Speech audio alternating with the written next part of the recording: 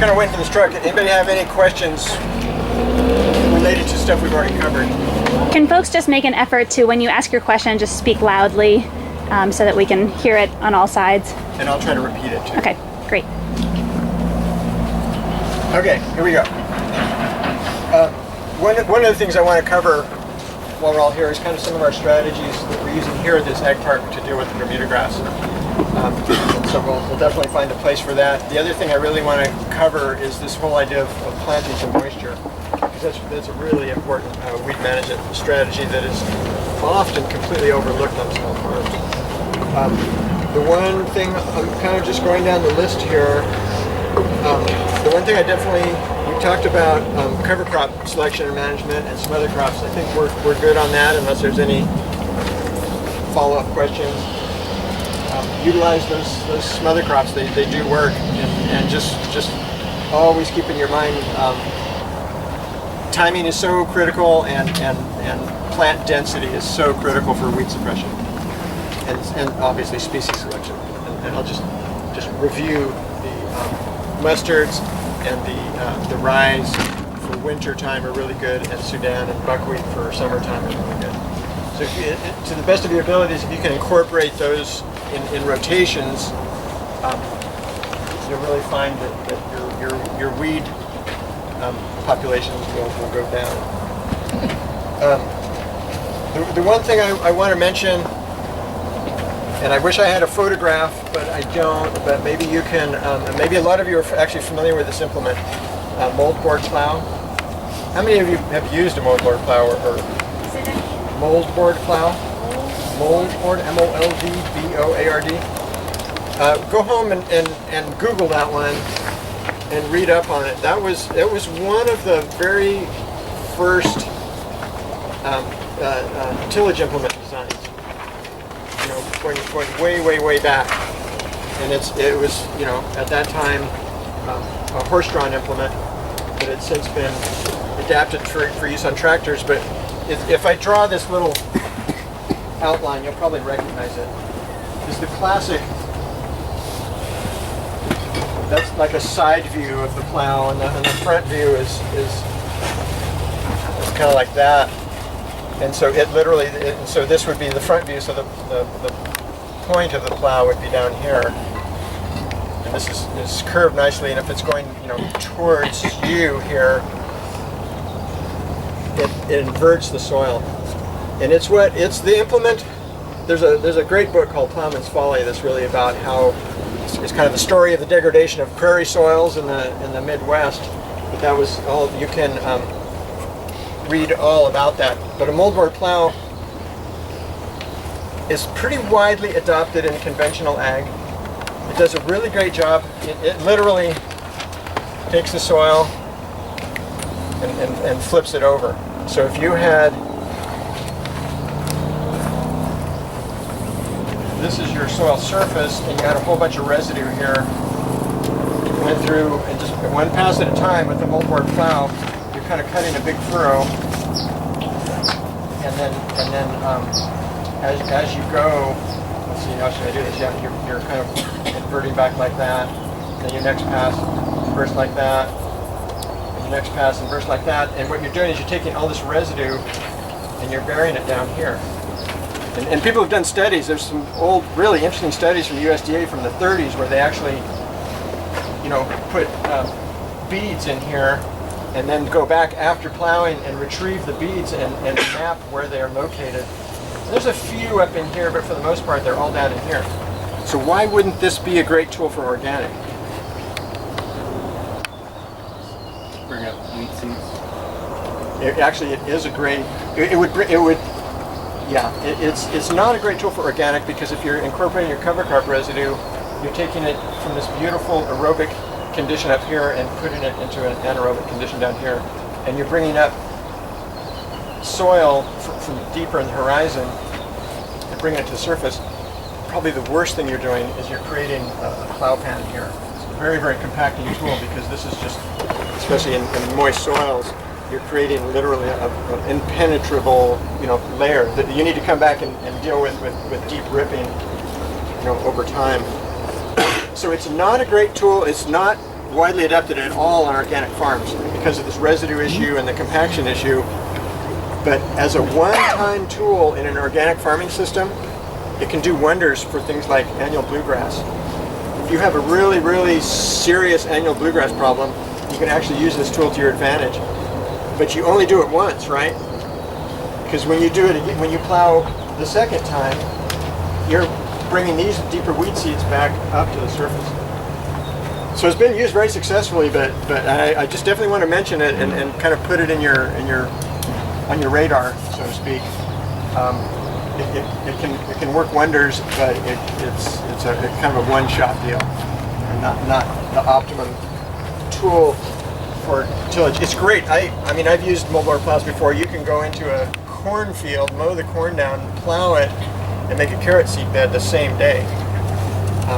In organics, we have a hard time doing that. You know, we're much more conscientious about keeping the residue up on the surface using a mechanical spader or a combination of discs and chisels to get that residue kind of more uniformly incorporated up here rather than putting it all down here. Because you can go in after a good moldboard plowing, if there's a lot of residue, you can go back in and dig down in there with a shovel, and it's a stinky anaerobic mess down there. So it's you're farming conventionally, you know, maybe that's okay or acceptable, but in organics it's not a common tool.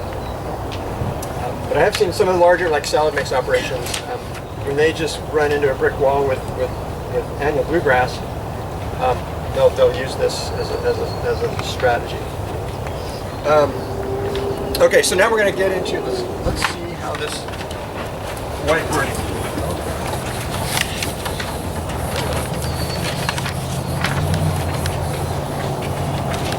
This is, so we're basically, I just kind of want to remind you, we're just kind of going down this list of things, right? This list of strategies. This is kind of the integrated list of control techniques. It's all of the things that you have in your toolbox to use to improve your weed management, right? So next on the list is planting to moisture. And I feel so strongly about this that I actually included in your handout some diagrams. There's this one right here. That I'm actually, you don't need to look at that right now necessarily, because I'm going to kind of cover that right here on the board. How many of you, when you're out there gardening, how many of you have it in your mind that the only way you can really plant a seed is to plant the seed in soil and then irrigate it? Let's just have a show of hands. Not all, oh, see some of you, how many of you would just push the seed into moist ground and walk away from it? Some of you. And this only works with large seeds, corn and beans and pumpkins and winter squash. It's the only way to do it. You're just asking for trouble if you don't. You're asking for huge weed problems, which is the focus of our talk today, which is why I'm bringing this up. But if you look at all of agronomic, what would we call it?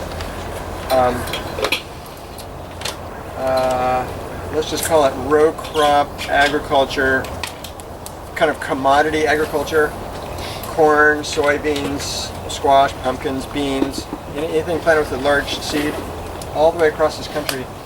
It's all done with, it's all mechanized with planters, very simple planters, but the main idea is to pre-irrigate.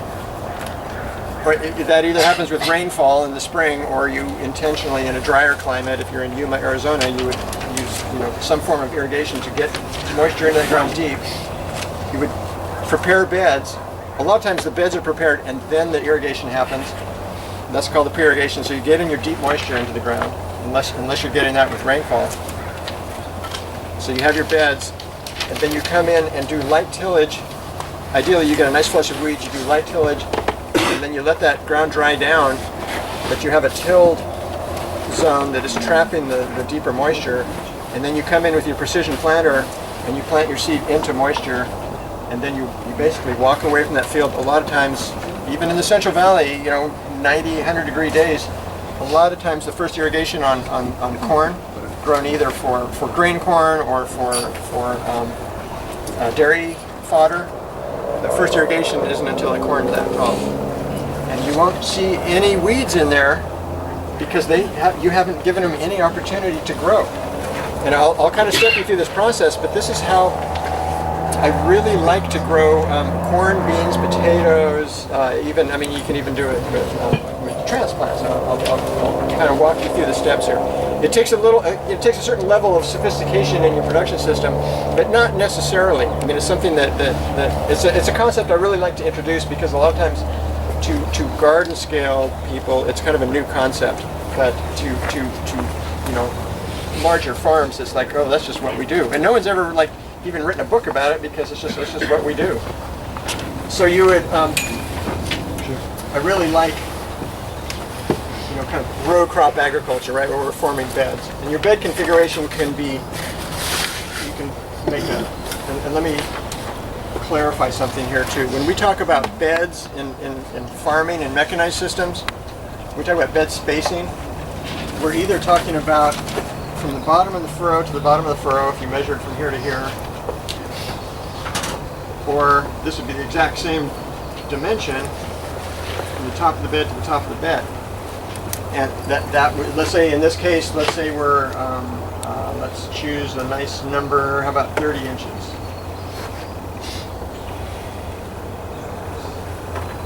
That, and so this would be, this we call a 30-inch bed.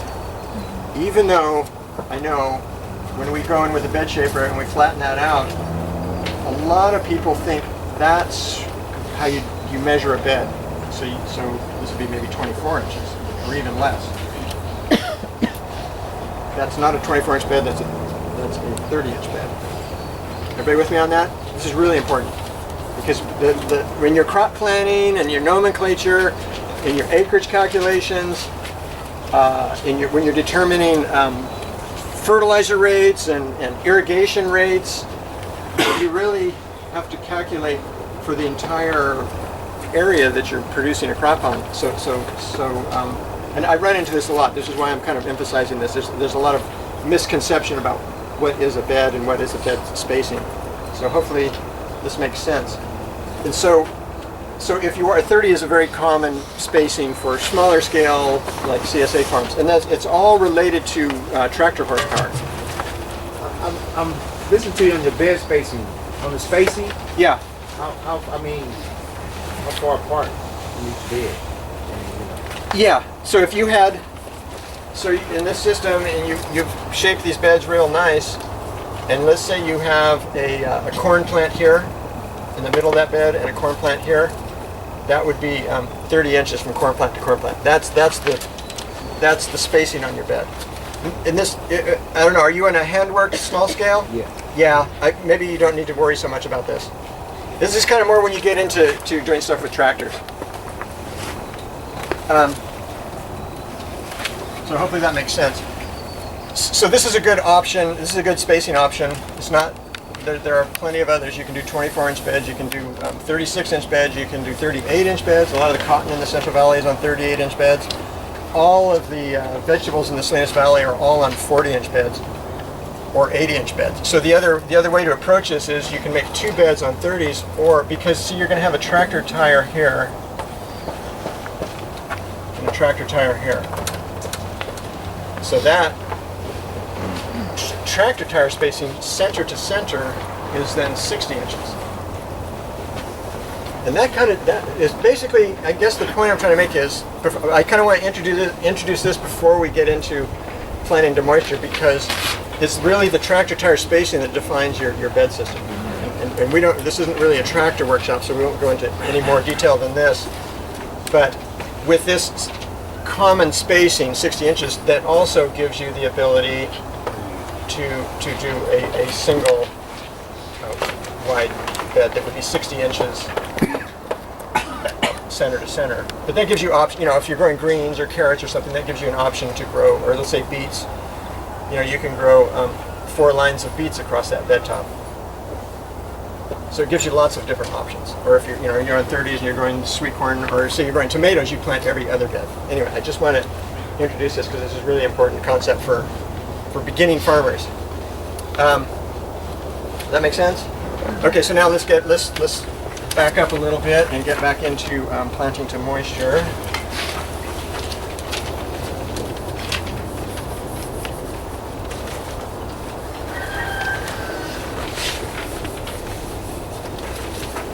So we're starting with our beds. So usually the way it goes, let's just pretend like we're farming this field right here. You plant your cover crop in the fall, you'd incorporate it in the spring when the ground's dry enough, and then I like to come back in and just bed up the whole thing. And then you're set for the whole season. All your spacings are set and everything is good. So you bed up, you've got all this residue in here. Hopefully you get a few more rains. I don't know what we're going to get. Let's hope we get some rain next week.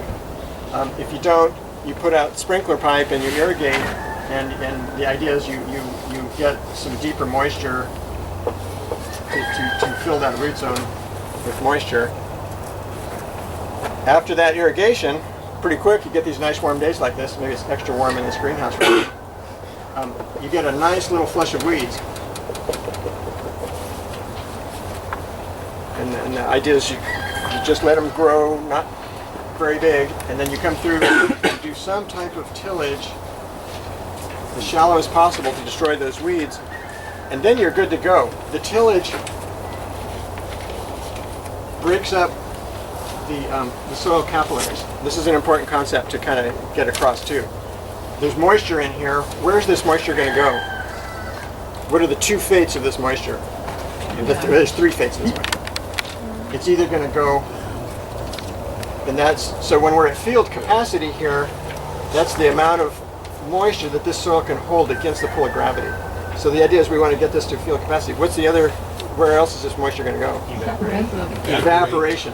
And if this is the clay soil and we get these big deep cracks in here, and those water molecules are polar, they're like little Mickey Mouse, and they've got their plus and negative charges. And so they all stick together. And when one leaves, the next one leaves, and it's like pulling a long chain, and it'll just, if you leave that ground untilled, you'll extract your deeper moisture in that soil. So the tillage, shallow as it is, actually caps that and stops that evaporative loss. So now where can the water go? The only place it can go is through transpiration from a weed. So you eliminate the weeds, and you basically hold that moisture in there, and then you're good for the season. And you will get some perennials kind of germinating, and you can continue to do tillage, but you're kind of holding that moisture. Then you have this beautiful opportunity to come through with the planter and knock that bed top off, and the planter puts the seed right down into that moist soil. There's not enough moisture in that soil to germinate a wheat seed. So this corn plant or this bean plant or this, let's say it's a corn plant, it imbibes, it doesn't need as much water as you would think it does. You just need, basically needs humidity. You know how a seed will pick up humidity and swell up and get ready to put out its radicle. So it will germinate, and that root goes down before the top ever even comes up. And it gets into that deeper moisture, the top comes up, starts growing, it uses all the energy in the seed to establish that deep root, and then this top starts growing. There's no weeds in here. It grows and it grows and it grows, and it's taking advantage. And the beauty of this is you're really forcing it to go deeper with its root system. Conversely, if you had planted the seed up here on this bed and irrigated it and continued to worry about it and baby it and irrigate it, you're going to keep the roots right in here. And then the first time your pump goes out, or you can't water on a Saturday, it's 110 degrees and you're at the farmer's market, that plant will wilt, whereas this plant is going to be down in that good moisture.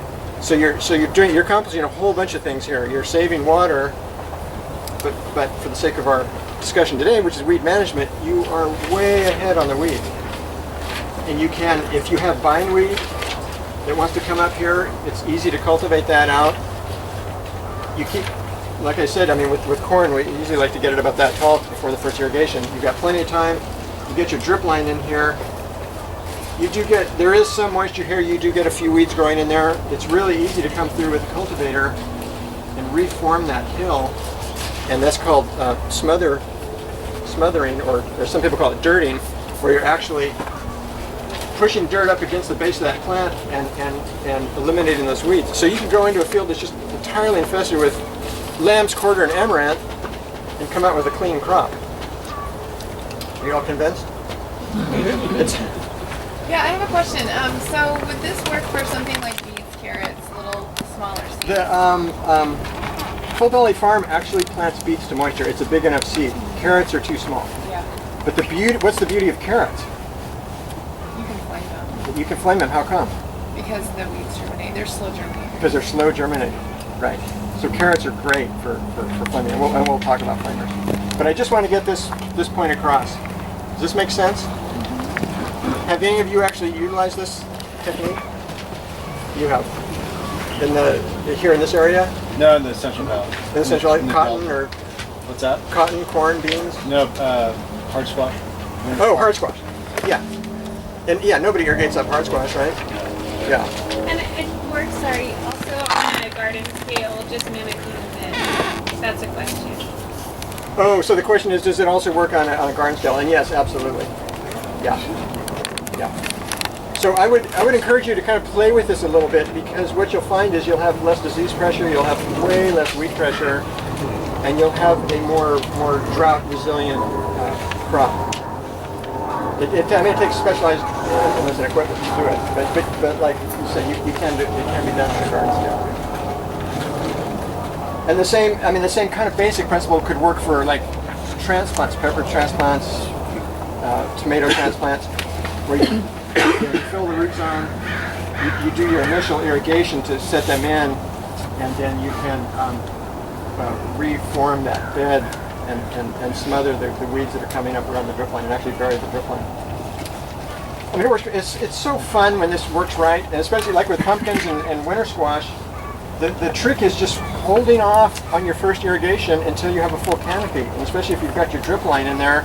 Once you have that canopy and you turn the water on, there's too much shade and the weeds aren't going to grow. So it's so deeply satisfying to see this, like when it really works, and you look at the whole field and you think, wow, I haven't pulled a single weed in there. This is incredible. So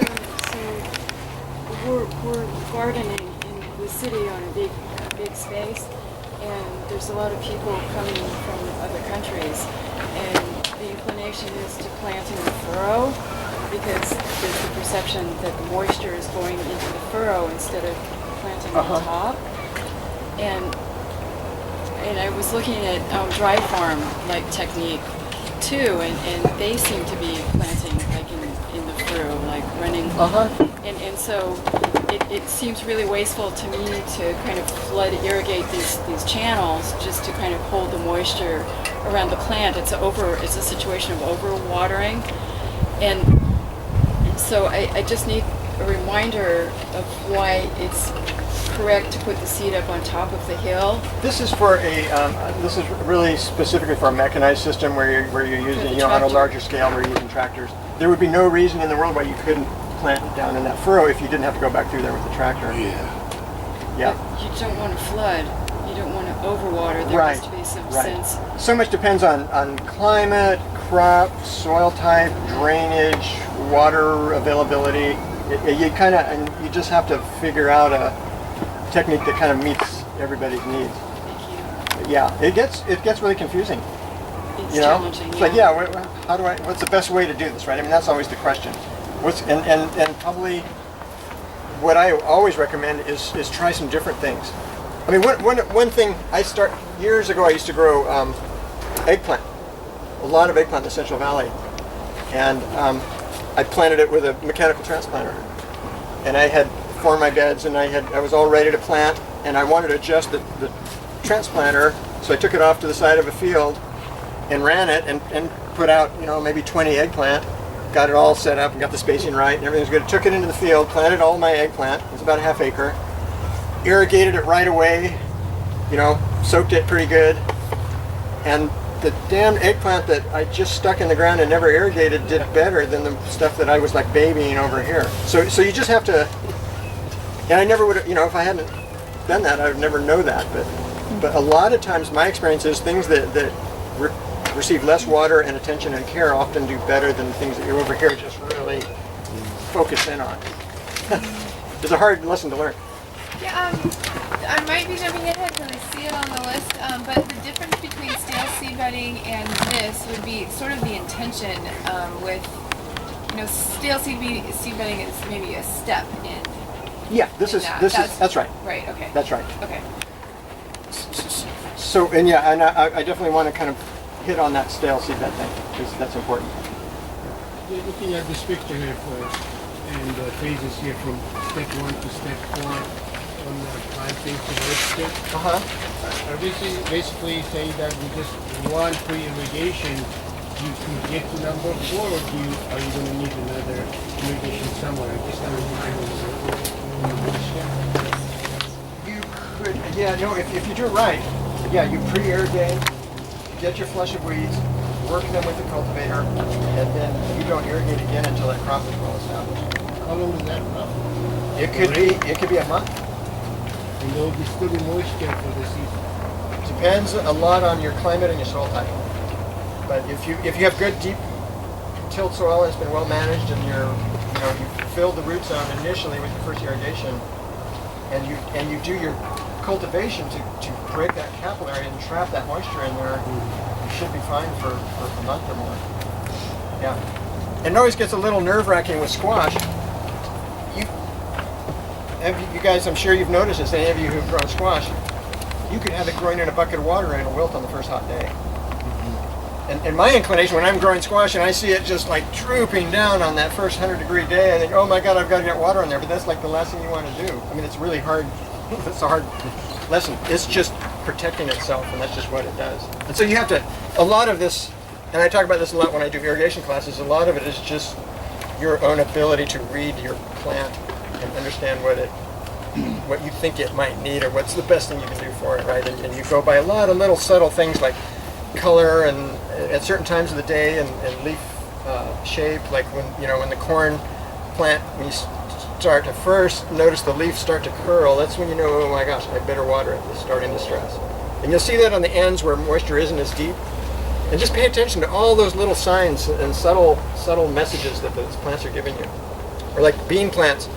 Bean plants will grow a long, long time without water or irrigation. They're pretty resilient and pretty tough, but you'll start to see the leaves do this in the afternoon. They kind of come up and close, and you'll see just a kind of a gray hue to them, that you probably need to water them. But as long as they're green and they don't get that gray look and they don't do that, let them go. I mean, just let them do their thing and let them get down into that deeper. And that's just because the more you irrigate, the more problems you're going to have with weeds. I mean, that's just a basic thing there. I'm assuming it would, but I wanted to just ask anyway. Would this system work with drip as well? You're just talking about watering. Oh, absolutely. And I'm glad you bring that up. So the question is, would this work with drip as well? And on my little farm in San Juan Bautista, where water is really a limited resource, I bed up. I don't have sprinklers. Yeah.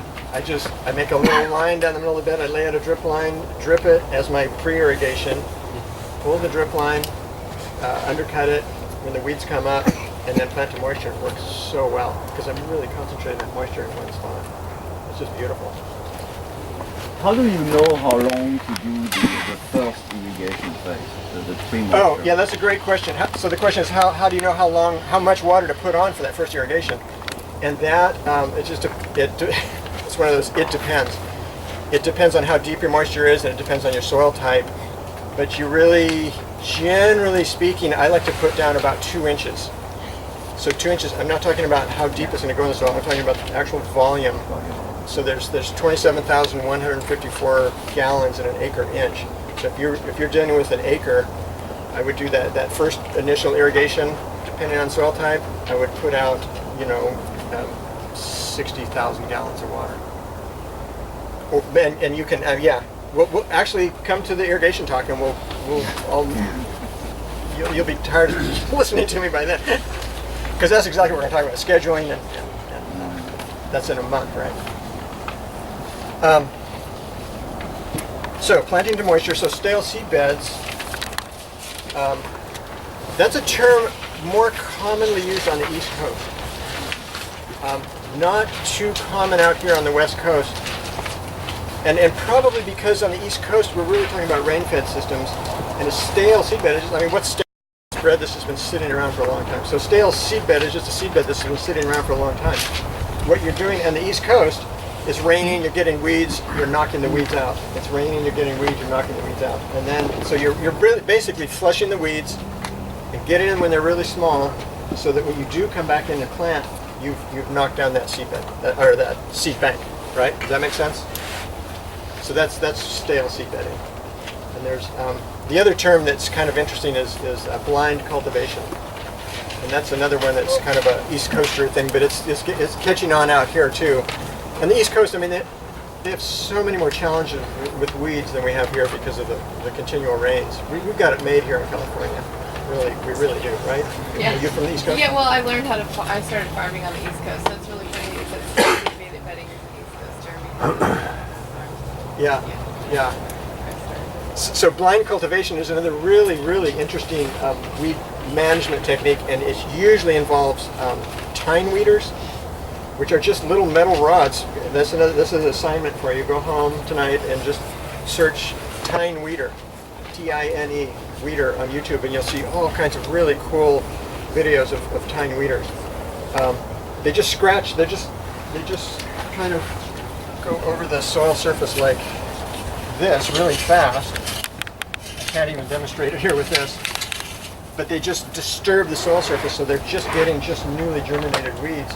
But you can run those tines over crops like corn and beans that are kind of resilient and tough when they're small, and especially corn. Corn's like the easiest thing to tine weed.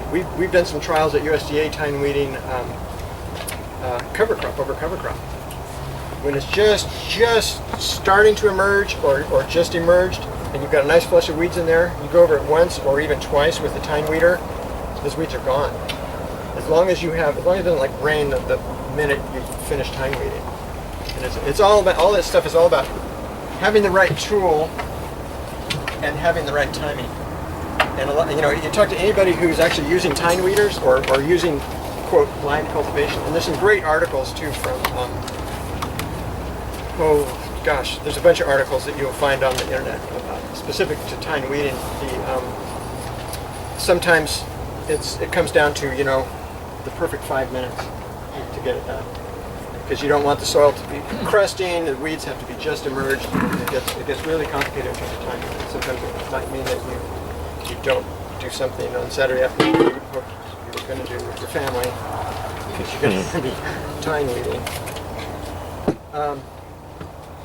So, everybody good on planting to moisture? I really like just introducing that concept, especially to beginning farmers, because it's a really important one. Now, so one more question. On years like this year, where there's not a lot of rain, if I start, sprinkling all over my rows, am I going to generate more weeds than I would if I didn't do anything? Absolutely. Yeah. So is that still a good idea? Or seems to me if I water, I'm going to end up with more weeds. So then if you have the ability to come back and deal with those weeds when they just emerge, you're fine. If you don't have any way to deal with them, yeah, I wouldn't water. And so there's a we're kind of getting there. Let me just hit on irrigation briefly, and then these are things that we'll kind of come back to when we do our irrigation workshop. But then we'll talk about planting on beds and managing furrows and close cultivation.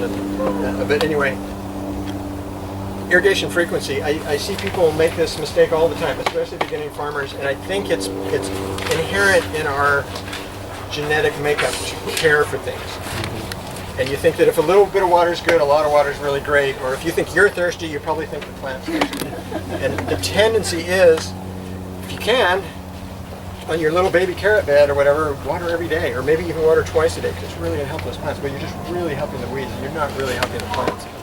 So I would encourage you to just kind of think about going a little longer term between irrigations, just for basic plant health, but also for weed management. The really big thing now, and we'll talk a lot about this in our upcoming irrigation workshop, is just irrigation uniformity. It's so important. Water's such an expensive resource. I mean, there's people now in the state that are paying, farmers that are paying $1,000 an acre foot for water. You can't be wasting that, and if there's going to be a whole bunch of money available statewide now that we have a drought declaration, there's going to become a whole bunch of money available to do irrigation uniformity distribution tests. And I would encourage any and all of you to do that. And I'll demonstrate how to do that at this. I'm pitching the upcoming irrigation workshop, right? We're all going to be there, I'm sure. But you really want your irrigation uniformity to be, in the 80 to 90% range with sprinklers or drip. If it's not, you're going to have more weed problems in the wetter areas, and you're going to be leaching nutrients and blah, blah, blah, blah, blah. We don't need to go into those details, but irrigation frequency and irrigation uniformity are directly linked to weed pressure. And I know all know what I'm talking about in that low spot in the field or in the place where the sprinkler pipes, where the gaskets release their pressure. When the pressure drops in the sprinkler pipe and they make a little puddle there, that's where you're going to see your weed problems that start to emerge.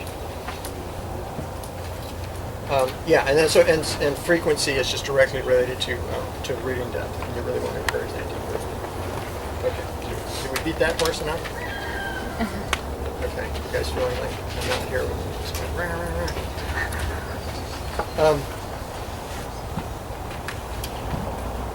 So the other, if you're in a mechanized system and you are using tractors, like we kind of covered that, you really have some really, really powerful tools at your fingertips for managing weeds.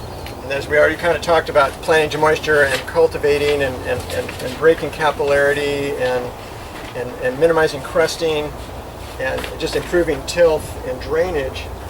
But you can do a lot with some really simple tools in terms of efficient weed management. It's basically, on a hand scale, this is our tool. And that's, it's only that wide. It's only one person working it. Farmers got very creative many, many years ago and developed tools just like this that are much wider, that go behind tractors, that go much faster. And all it requires is straight, uniform beds. And so that's a whole other kind of science to farming is how do you get straight, uniform beds? And maybe that's a topic for another day. Maybe we should have a tractor workshop here someday. But if you can get straight uniform beds and a uniform, and run through that field with a uniform bed shaper, you can go a long ways with some very simple tractor-mounted implements to minimize your weed pressure, even just the weed pressure in the furrows. And check out this. I mean, just search that one on YouTube too, and you'll see a lot of really innovative, creative ideas for hand scale, for hand push stuff, but also for simple tractor-mounted basic stuff for minimizing weeds. And it's really, especially for like bindweed, the sweeps and knives and things are really effective at taking out bindweed. A job that would take an individual, 3 days could be done in 5 minutes with a small tractor. Can you see a hand here? Winged weeder, is that A winged weeder? winged weeder? Like You can this. push and you can pull. Kind of, sort of. Right here? Yeah. The wider, yeah. These are great tools. Love It these. works on the push and the pull. Anybody use these? These are nice little weeders because you can get in between the plants with them. It's hard with the This is, I love this. When your soil is just right, it's not crusty, and the weeds are just emerged, and this is probably the most important thing I'm going to say all day here. I could have just said this and we could have been done with the whole workshop. Okay, is everybody listening? You've got to get them when they're small. You've got to get them when they've just emerged. If you don't, it's over.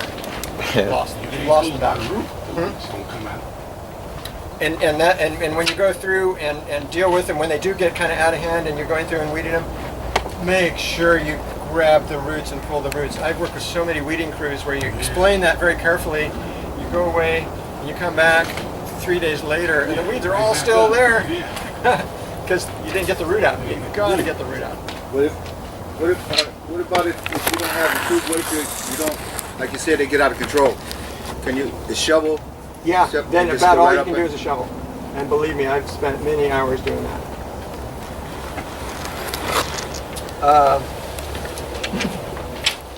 So we still got plenty of time for questions. Thank you. I have a question. I don't know if you're going to get to this. If you are, then we can hold off. But it's really about irrigation after your weeding. And on the East Coast, this is different because you have rainfall, so Yeah, you you can't time your control it. weeding based off of the weather. Right. But out here, especially in this, so I'm farming in Davis, and and I feel like there's a difference between when the weeds are really, really small and irrigating right after versus if you have actually let them go and they're huge and you're pulling them out. You know, which ones have a better chance of rooting, and when should you water after both? You know what I'm saying. I know exactly. Yeah. Hopefully everybody heard that. And the question is, what's in terms of follow-up irrigation after you've done a weeding? I would say wait as long as you possibly can. You want 2 or 3 days of sunlight to knock those weeds out. What's the one that everybody knows that just doesn't follow that rule? Wow, have I stumped you? Purslane? It's like a cactus. It'll sit out in the scorching sun. I've seen it do this for a month. And you put a little bit of water on it, and man, it just goes to town. Unbelievable. Yeah, so purslane is bad, but yeah, I will actually cover that. Oh, cool. Yeah, that's in that. This is kind of my little recommendations scenario. Okay.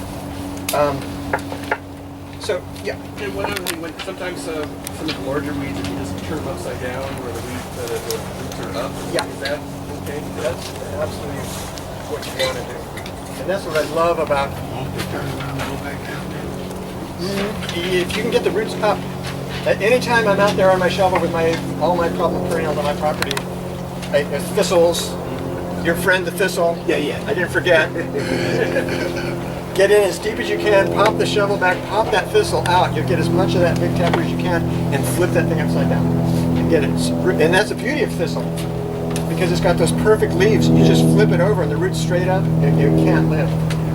But if you undercut it and walk away, it'll reroot right away. Amazing. Is it a little cooler out there? I can pull up more windows. I'm sure we're already all pulled out, but I'm pretty comfortable. there was one other question I think in the corner. Oh. Justin, did you have a question? Oh, I wanted to ask you, could you talk a little bit about the Bermuda grass strategy that you guys employed here? We are definitely going to talk about that. Cool. Yeah, and we got plenty of time. Well, I could talk about that for days. But yeah, I definitely want to hit that in detail. So another tool that organic farmers use, and I see this all the time in the larger scale farms, especially with lettuce and broccoli, because all of the conventional growers, for the most part, direct sow broccoli and lettuce. It's just so much easier. You have pelleted seed, a vacuum planter or a stand hay planter. You can just precision seed it. You use an herbicide. There's no weed pressure. Plant the seed, irrigate it. You're good to go. Organic growers don't have that capability. They more often than not rely on use of transplants, and it makes perfect sense, right? You guys all kind of know that, I'm sure. The transplant just gives you that jump, right? It's in a controlled environment for the first 30 to 60 days of its life, and then you put it out in the field, and it's got a fighting chance against the weeds, right? I'm not sure if you're going to cover that. Is mowing or weed whacking an option? I love mowers and weed whackers, and I think they are sometimes a missing tool in a system, because the area that I like them in is when you've finished up a crop, especially in a diverse system. You say you're doing a CSA production system, and you've got all these crops. You got broccoli and spinach and lettuce and cabbage and radishes, and so you harvest the radishes, and that bed sits there. It's got the drip line on it. Hopefully you remember to shut off that drip line. But you're still harvesting over here, and you've kind of forgotten about the radishes, and the weeds are going to seed over there. A quick walk through with a weed whip, or if you're on a mechanized system and you've got the beds and your configurations are right, a quick pass with the flail mower and a quick pass with an undercutter bar, which is basically just a big wide hula hoe, which is, we'll talk about that when we talk about Bermuda eradication. You've just saved yourself a headache for next year, because you've halted the growth and reproductive capability of that. So, but when you mow, you don't get rid of the roots. You don't get rid of the roots, but you're knocking off the seed head. Yeah. So you can see.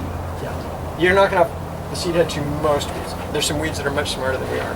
And my experience with weed whacking was that you do a great job, it looks great, and 3 weeks later it's as if you had not been well, there. and what you'll find with the mowing or weed whipping over time is that you will select for the prostrate weeds that can survive in that environment. So you'll end up with bindweed and knotweed and all the things that just go straight out, and you'll get rid of all the the upright weeds. As an alternative to a weed whacker, you can use a scythe too. Yeah. Yeah. Small scale. Absolutely. Yeah, and if you want to have an interesting discussion about weed management and intensive vegetable crop production systems, check out Bob Kennard up in Sonoma County. He has a whole philosophy about managing weeds as opposed to eradicating weeds. It's really interesting. It's something that we should all kind of be mindful of and think about. I don't. He's way more into the kind of the nuance of it and knows how to manage it in his own systems. And I've tried for years to adopt some of these techniques very unsuccessfully. Is he direct seeding at all, or is that all transplanted? I'm guessing that most of it's transplanted. What's his last name? Kennard.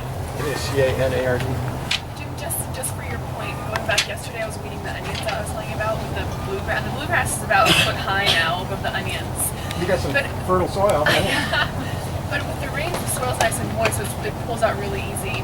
And I have to say, I had this epiphany with weeds where there I was, like pulling out the grass and it's a beautiful row of onions, nice and exposed, no weeds anywhere. I was thinking I was really proud of myself. But then I was saying earlier that the bluegrass had so many ladybugs in there. So it's kind of just thinking about like, wow, like all these weeds, like, not only do they attract beneficials, but then I found a few little frogs in there too, because it's nice and cool at the bottom. And then I was thinking, I was getting rid of all these weeds, but yet then I was exposing all that soil, all these weed seeds that are exposed to the sunlight too, that are going to come up, whereas the bluegrass was shading them out. So I kind of had this epiphany of like, well, maybe it's a balance, instead of having all the weeds gone and this beautiful row of onions, maybe having some weeds in the furrows, or just kind of like this. I can tell you from experience that if you let the weeds grow in onions, you won't harvest it. Onions. If you let the weeds go, you won't have any onions.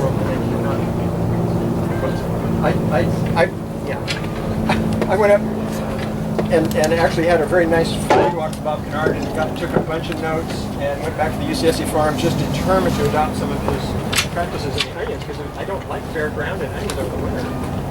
And we had onions that big. And luckily there's a spring onions, so luckily they're bunching onions. Right, and so it's all about marketing. And if I had it's true. Bob's selling to Chez Panisse, right? So they love small onions. So it works. Okay. Enough on that. Yeah, so we've already covered pre-irrigation stale seed beds. The other thing, let's do flame weeding and solarization really quickly, and then we'll come back to fallow period, because that's kind of what we're doing here with the Bermuda grass. And then, we should be able to wrap this up in about 20 minutes. It'll be perfect.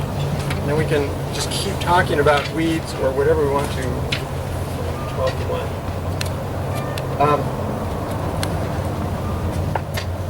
So flame weeding. Anybody use a flame weeder successfully? A backpack? Anybody else? We used it in Villa for row crops, like right before the carrots emerged, and it worked really well. Yeah. Backpack flamers are incredible. I am no fan of tractor mounted flamers whatsoever. I've seen too many fatal accidents, fires started, brush fires started, tractors burned up. It's a lot of flame and it's a lot of heat, and it's especially when you're in your turnarounds and when you're you're stopping the tractor. It's fine when you're going through the field. Does anybody know how hot it really needs to get to kill a weed with a flamer? When flaming is done right, the first thing you need to understand is you'll never flame a grass. And why is that? Because the growth tip is below the. Right. With the grass, the growing point is down here. So when we're flaming, we're only getting dicots, right? Did you get the seeds?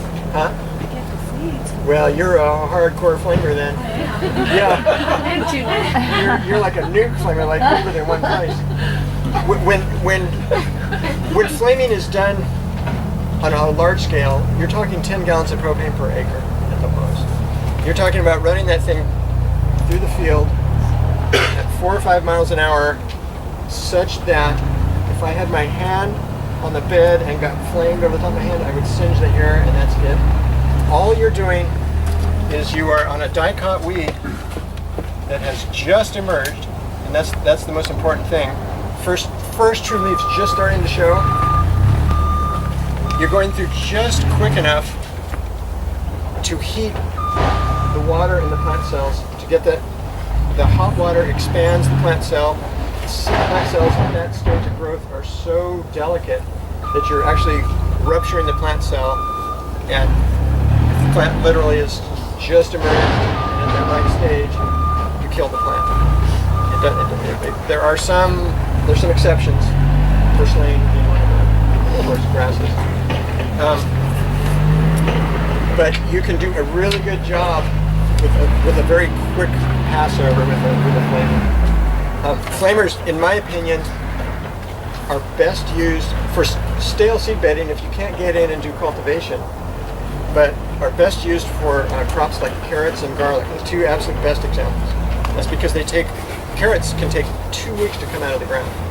So you plant your carrot seed, you irrigate it, and you want to to do flaming right, you need a fair amount of moisture so you germinate all your weeds. You don't want to just kind of skimp on your irrigation and only get half your weeds.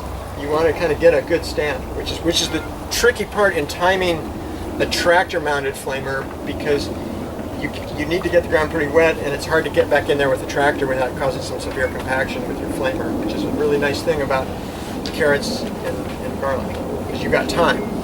And so the idea is you go over those beds, you irrigated them, you just watch. A friend of mine used a technique where he put a piece of glass on the top of the bed, and that would heat the soil in that one little spot so that the carrot seed would germinate quicker there. As soon as he saw, you guys do that? As soon as he saw that you come up with that? He did. It's brilliant. As soon as you see the carrot emerge under that glass, then you know you're good to go to flame the whole thing, because nothing else has your timing is just right. So that's a really good trick with flaming. What crops don't work, and my friend Curtis, he does like half-acre market garden. He's got one that's not a backpack, but it almost looks like a vacuum. So they have like, and he says it's worked a lot better than the backpack. Oh, because it's a directed flame. Yeah, and he says it's easier to use. It's like much easier on the back. Yeah, I've seen a lot of different kind of techniques for like putting the tank in a garden cart, or it's like a commercial thing. It's not. Oh, I haven't seen that. I can show you the website. Oh, okay. No, everybody got that? Johnny Seeds has a new innovative design. Yeah, I pulled the website out. Yeah. So where were we? So seeds, though. I think yeah. it's crops that come up really quick. What would you not? Oh, anything that's going to be right neck and neck with the seed emergence, with the weed seed emergence, you can't plant. So it just slows. So otherwise, if in that scenario, say you want to plant, radishes or turnips or something, just like radishes, you would pre-irrigate, flush the weeds, and flame, and then plant. So that's kind of gets back to the stem. Or the other technique that we totally used to our advantage at the UCSC farm was form the beds, pre-irrigate, go through with a light cultivation, and then shape the beds and then plant. And that first irrigation germinates the bulk of the weeds. Now it gets a little tricky in a climate where you have more temperature extremes, because you can germinate, if the temperature stays nice and cool and you germinate all of your spring annuals, and then you're done with your pre-irrigation and you're ready to plant and it warms up, and then you get all of your lamb's quarter and amaranth, you've kind of defeated the purpose. So don't get me wrong, flaming is not like the silver bullet, and it can be really frustrating and challenging in terms of timing, but it can also be very effective. That's why I think the best strategy with flaming is carrots and beans. And you know, Phil Foster at Pinnacle Farms grows a lot of many acres of onions, and he's got his flamer dialed in such that he can go through with the tractor mounted flamer. He can flame the onions after they've emerged and get it dialed in just right so that it kind of stunts the onion, burns them back just a little bit, doesn't kill them, but it kills the weeds. That takes nerve. You'll never see me do that. Solarization, really effective. Really effective. Probably one of your best strategies in a really weedy situation in a climate like this, where you get, you know, really warm late summer temperatures. And you get that. It's good for disease suppression and weed suppression. But it's you know, it's time out of production. You've got to deal with the plastic. You've got to get the soil pretty moist. Do you use clear plastic or black plastic? Clear, because you need the UV to go through the plastic. The UV has to you have to heat the soil, and you need to leave those tarps on for 3 to 4 weeks. Does it also kill all the beneficial stuff in the Oh yeah, so the question is, does the solarization also impact the beneficial organisms in the system? And they are resilient enough that isn't a huge issue. It will certainly not, it will knock some of them back, but all of the you know, mycorrhizal fungi and soil bacteria and all the good guys in the soil will bounce right back after solarization. You just have to be careful after solarization not to go in and do any deep tillage after that, because you know you're just getting that heat down to, you know, 5 or 6 inches, and if you till below that after your solarization, you've completely defeated your purpose. And that's where the resiliency is in that deeper soil horizon still harbors all those same you know, good guys. That's pretty articulate, huh? That's getting towards the end of the day. I'm getting a little bit talked out, I guess. Mulches. What is a mulch? Anybody using mulches? All different kinds of mulch, right? Wood chips is a mulch. Soil is actually considered a mulch. You can use loose soil on top of a bed as a mulch. It's breaking capillarity. The minute it gets wet again, you've reestablished capillarity. There are plastic mulches, right? A lot of people use plastic mulches. There are now a lot of biodegradable mulches. Now there are some that are actually now OMRI approved for soil incorporation. But I don't have plastic. It's a plant-based material.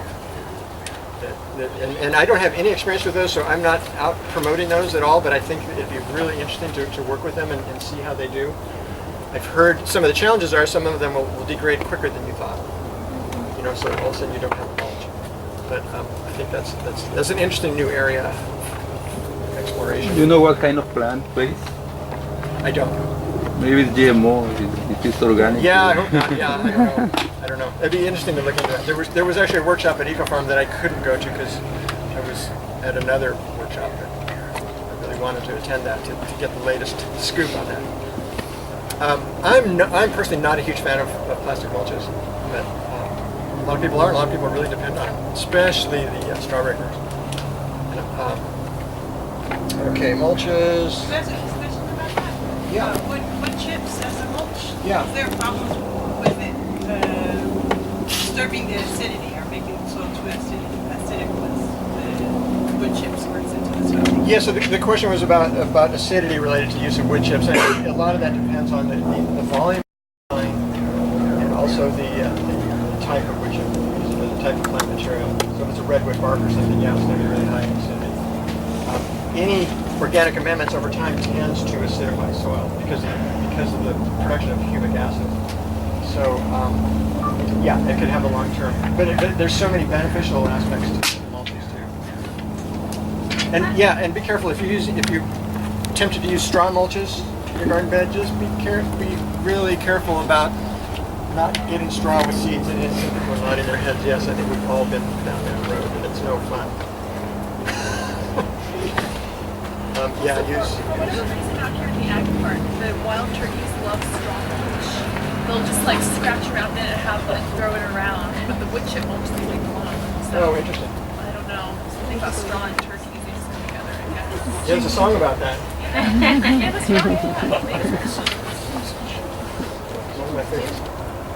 Can you talk a little bit about using, which you've already definitely touched on, but using soil, the top bit of the soil as a mulch, and I'm thinking specifically of the Central Valley in which you end up with a crust, like if it rains, yeah, and then you end up with this really hard crust, so you don't really want to irrigate because it's really holding in that moisture and it's providing that mulch, but at the same time it's also like you're talking about it cracks, and so there's this like dilemma. Are you farming on a tractor scale? Not at the moment. No. You can, I mean, people use, you can roll crusted ground. Yeah. Well, you can roll it. Yeah. And that'll use just a kind of drum roller, and it'll kind of break it apart. But it will still And, provide that mulch. the lettuce growers over in the Colorado Valley, they'll roll right over the top of their lettuce plants and break that. And then you can come back and cultivate and get a deep and kind of deal with that mulch. The best tool, if you're on a tractor scale, is the rolling cultivator. And this is like the ultimate tool for managing kind of your surface tilth in a bedded system. Will you explain how that works? How a roller works to break up the that crust without damaging a plant? Oh, well, you could probably do as good a job as I could. I mean, it's just basically, I mean, I don't even know if I could explain it. It's just breaking the bonds that hold those soil clods together, just the sheer weight of it. And it goes, yeah, it'll go right over the lettuce plant, and the lettuce plant just, lays over and then pops back up.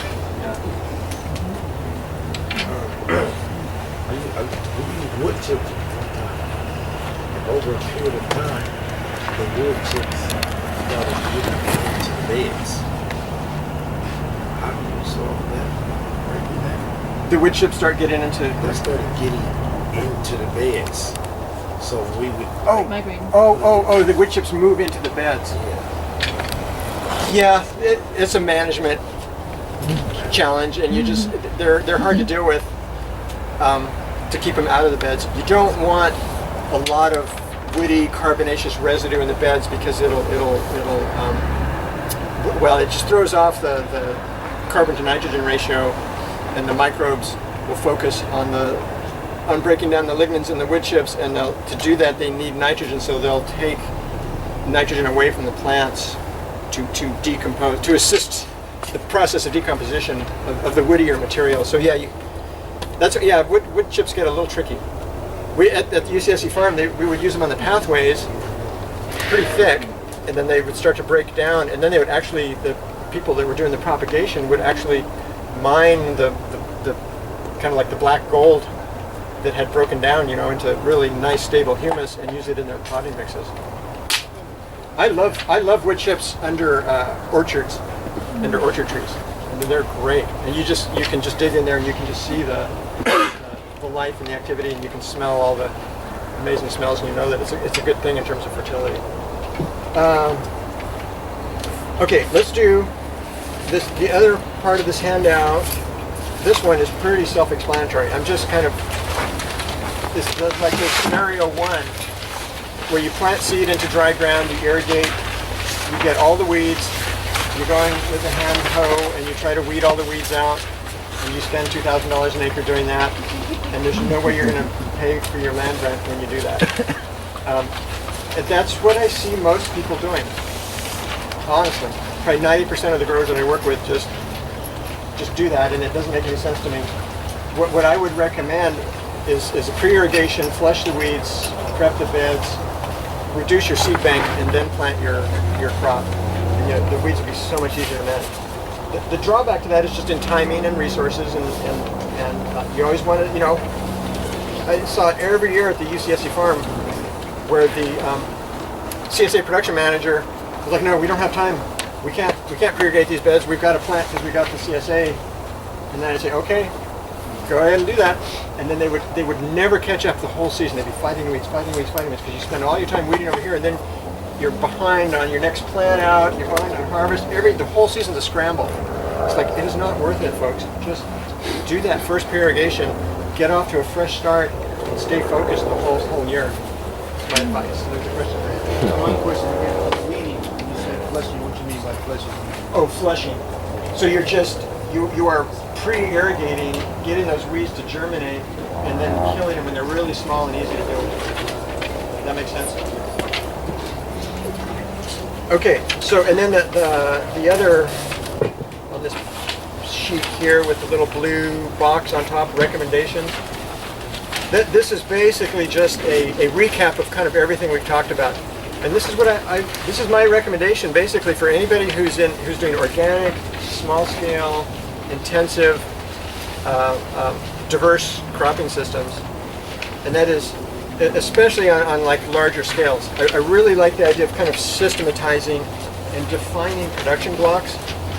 Say like if we were farming this 3 acres right here, the first thing I would do is I'd block this out into half-acre blocks.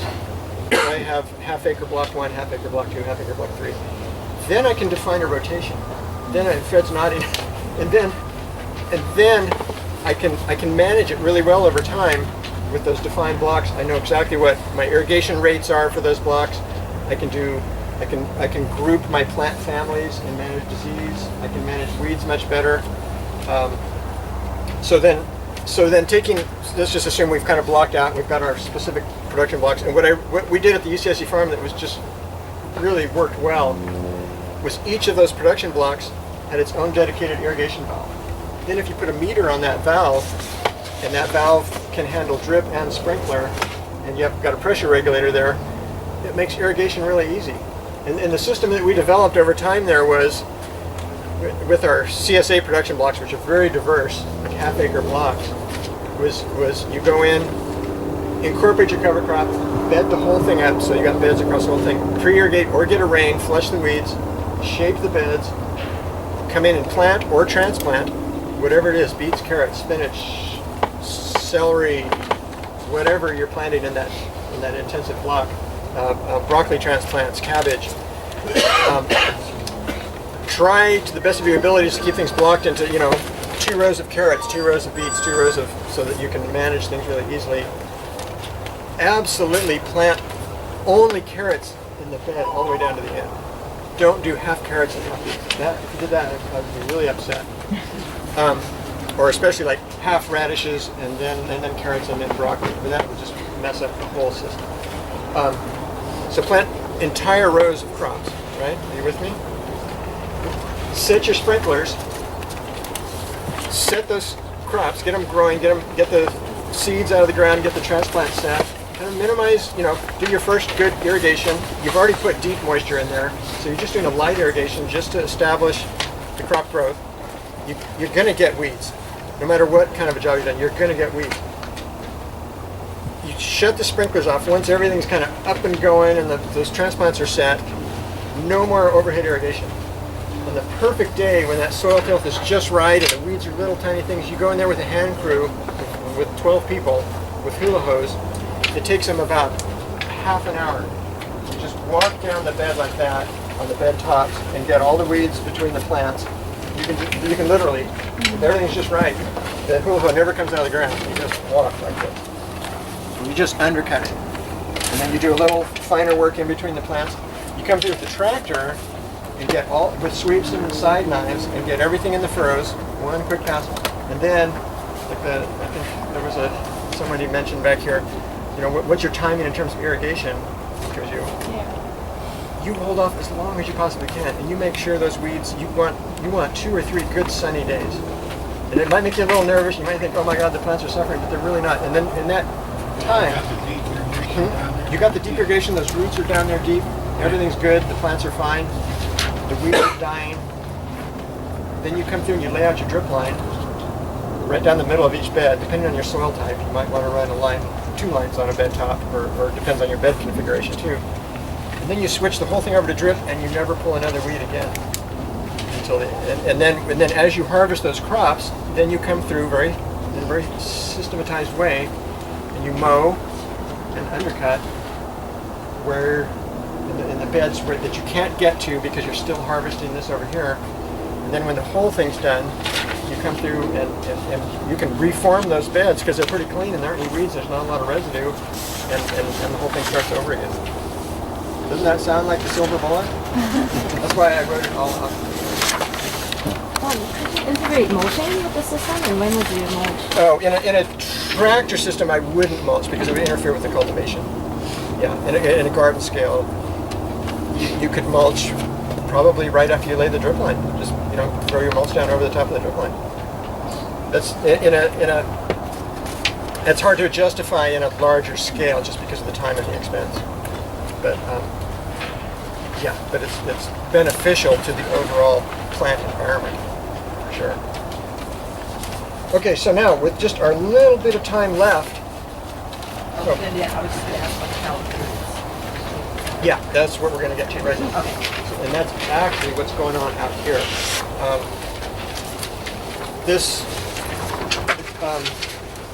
I got invited to come check out the Ag Park. I don't know, when was it?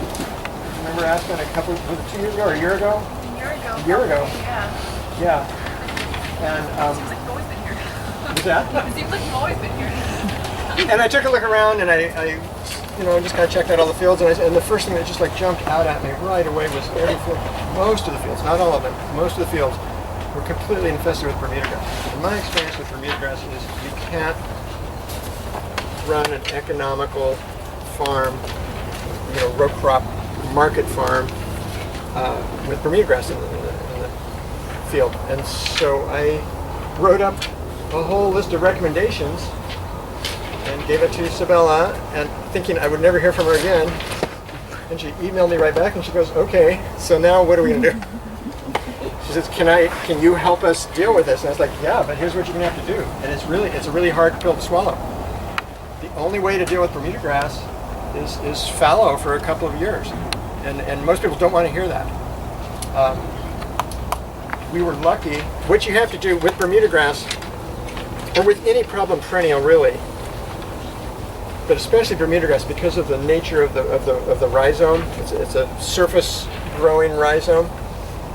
The very last thing you want to do if you're dealing with Bermuda grass is use a disc or a rotophone. That only cuts it up, spreads it around, and propagates it, and buries it, and takes your problem to the next magnitude of severity really fast. So no rototillers, no discs, no chopping, no cutting. What you can do, it works very effectively, and I've had very good success with this, and we're seeing good results here so far, but we'll come back next year and we'll see how it all looks. The trick is going to be for me to work with everybody, to help everybody understand that this is a long-term project, and that to do it right, you can't ever screw up. Because once you come in and do that wrong step of disking or rototilling, then you're right back to exactly where you started from.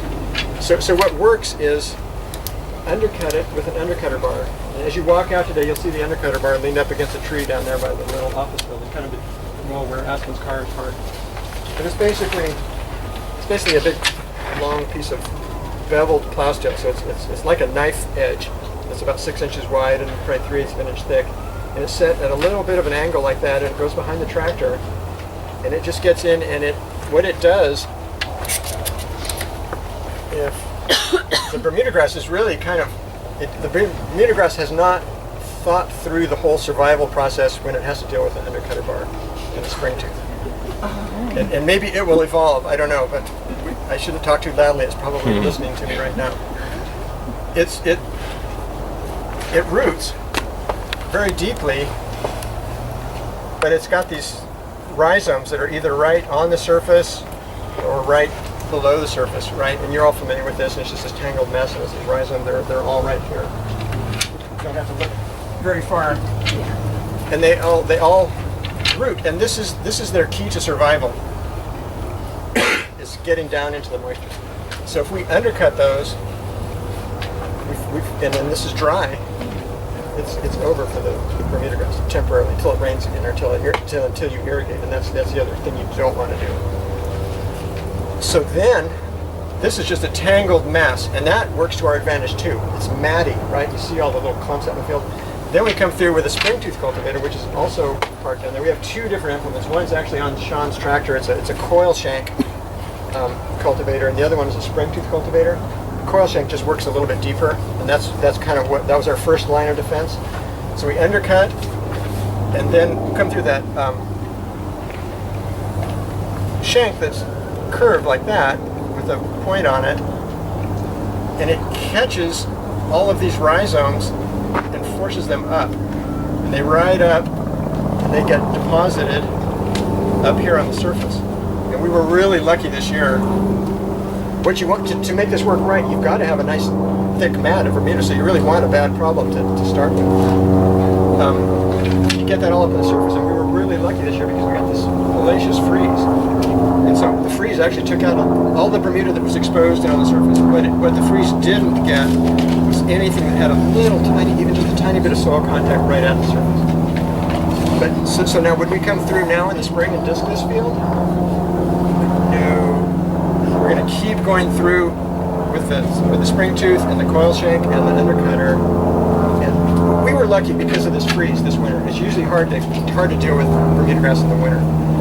But the best time to deal with Bermuda grass is in the summer. It cannot handle a lack of water and desiccation.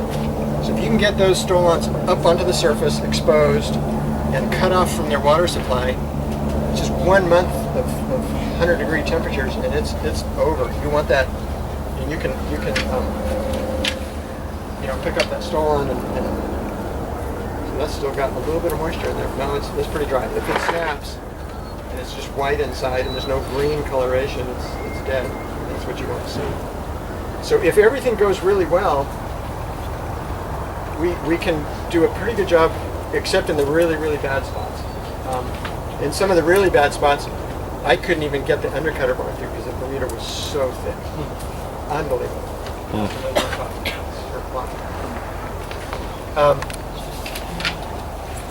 But so yeah, we just have to be really diligent through this summer, and I have to be really, I have to be very demanding that we follow all the rules, because one step in this process goes wrong and you're right back to square one, right? So the other challenge we had in blocks 1 and 2, if you're familiar with the Ag Park, they were in pretty tall strawberry beds, and the strawberry beds had drip lines and plastic mulch, not on the furrow bottoms though, but the Bermuda just thrived in here, right in this spot right here. I mean, when I went through the undercutter bar, I just had long strands of, it was like fabric. Amazing, I've never seen anything like it. I would be dragging, the tool would be dragging these big long strands of Bermuda all like knitted together. It was a great way to get it up. But the problem was that the rhizomes had all gone down here too, and were down here, and that was below the depth at which I could actually effectively undercut it. So what I had to do was knock the beds level, pretty effectively eliminated all of this Bermuda, but this I know is going to come up this spring and rear its ugly head. And so what we'll do is we'll maintain the field as flat as possible. We'll encourage it to create its mat again, which is kind of its Achilles heel in a way, and then we'll undercut and spring tooth and undercut and spring tooth, and by next summer, and then, you know, if we do a really good job this summer with that, then we come back with a really nice dense stand of like ryegrass, or I should say cereal rye. We stand a pretty good chance next spring of having the ground be pretty free of Bermuda, despite what Diane thinks. I'm going to prove you wrong yet, Diane. She's like, oh, you'll never control that Bermuda grass. Also, the strawberry fields were in the same place for multiple years. Yeah, for a couple of years. Yeah. That just compounds it. Yeah. Yeah, yeah. Did you mention anything about the morning glory? Oh gosh, I was hoping no one would ask me about that. I did mention a little bit. The only way you can deal with morning glory effectively is you cannot ever let it make a bloom.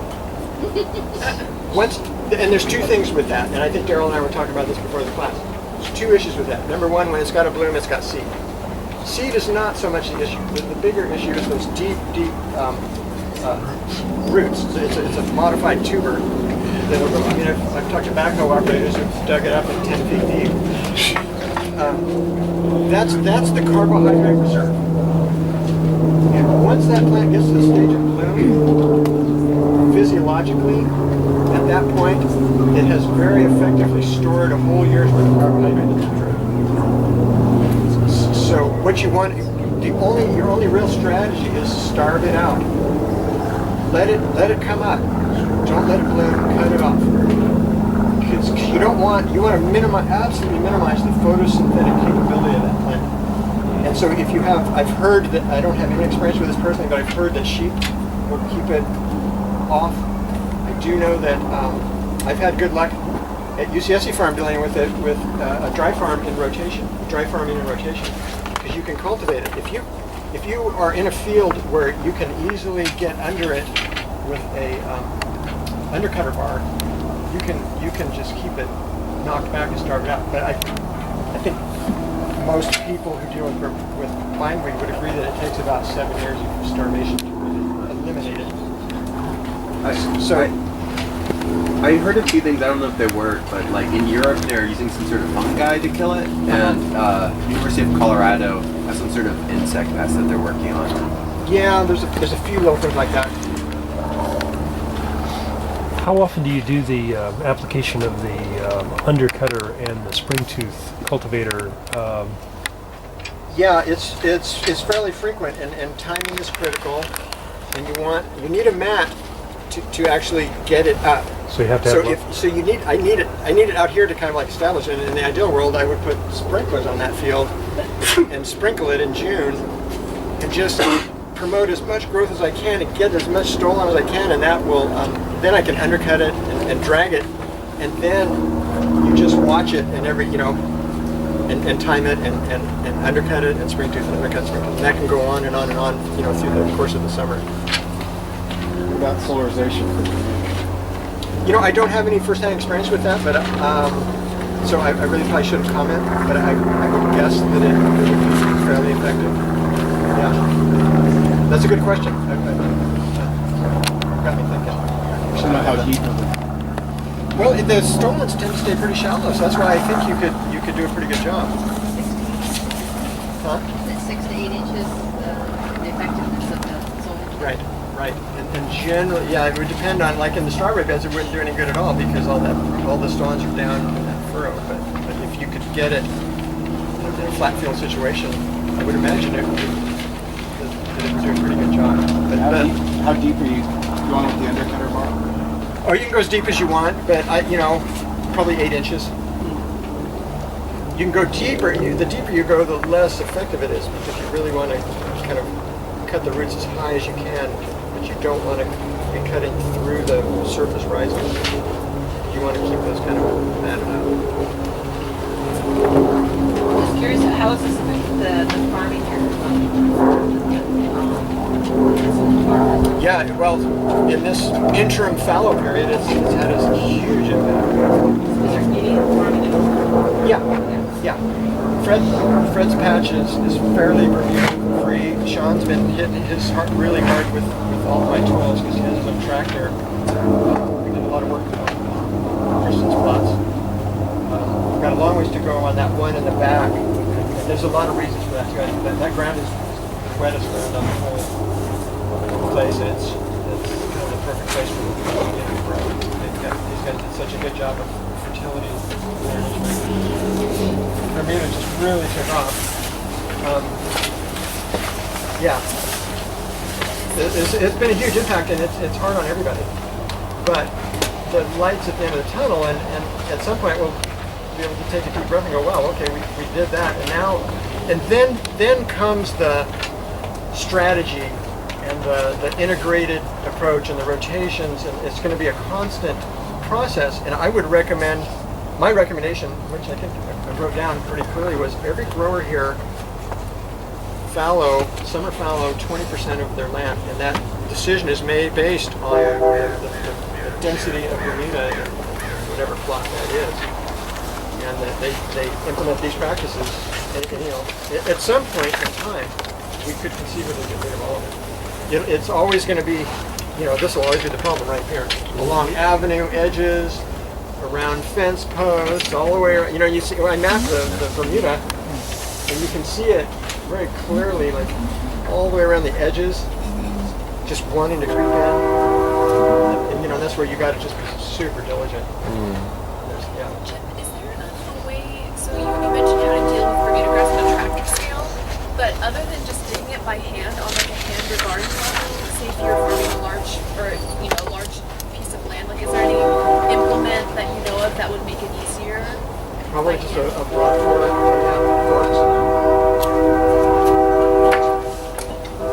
What was that you said? What kind of barrier? Like a piece of some actual material that would keep what's out there from coming in here, so that. Yeah, that could work. So the comment was, what about a barrier to keep those rhizomes from intruding from the edges? That could work. That's just a maintenance nightmare. It's actually going to cause more problems than it's worth. I think the better strategy, depends on the size of the area that you're trying to manage, the better strategy is just to keep those edges undercut.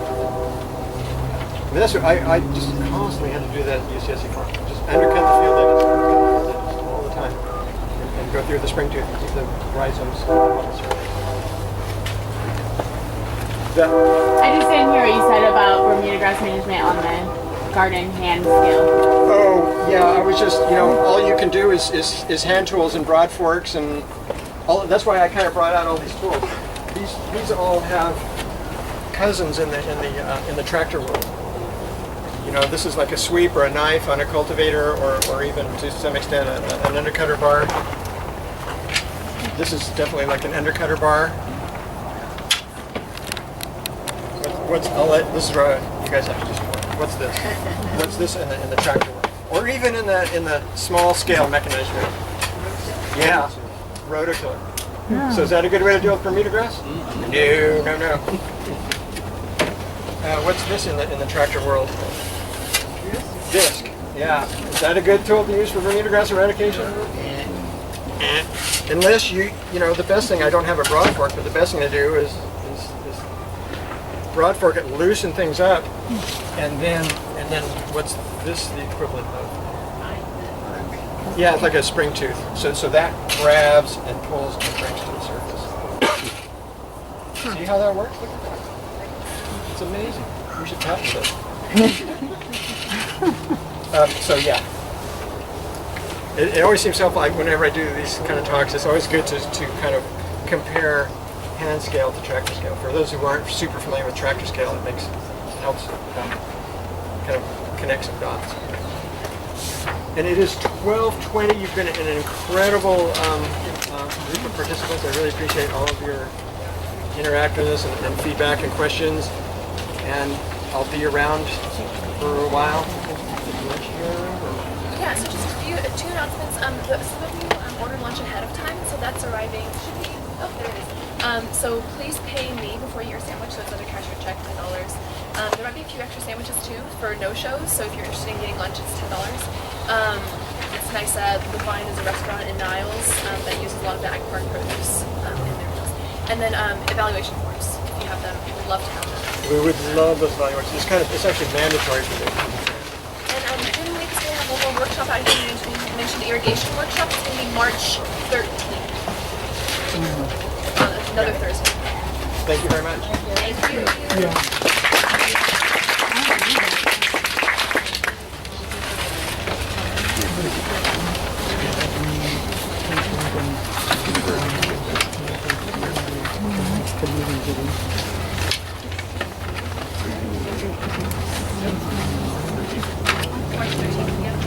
Thank you. Oh, my pleasure, Rent. Yeah. Thank you. I I'm gonna put the